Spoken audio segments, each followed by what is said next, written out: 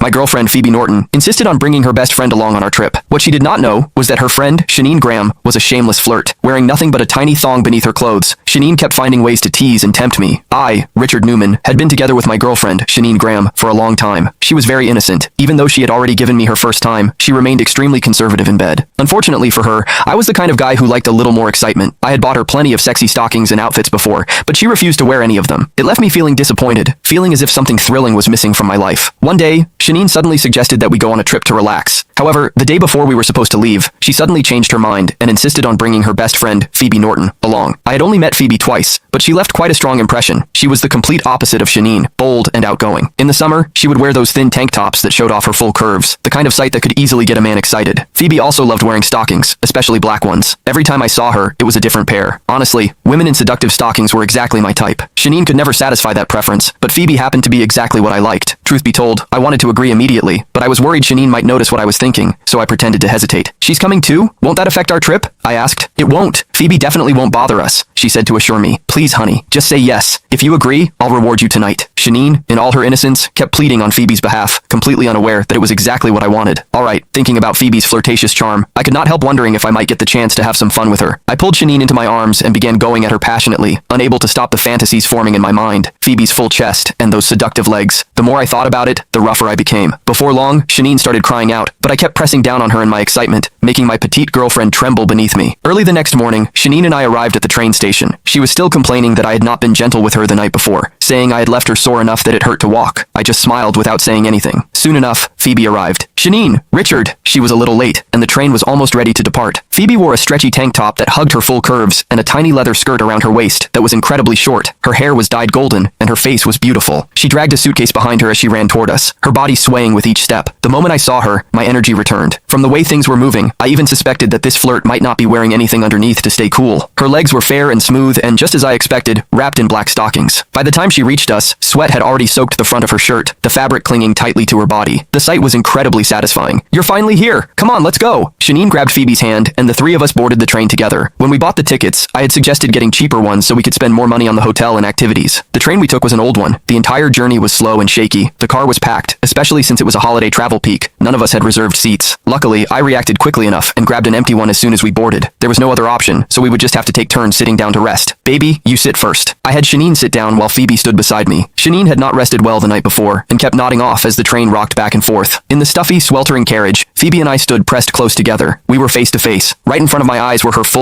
Click the link in my bio to get the full story for free.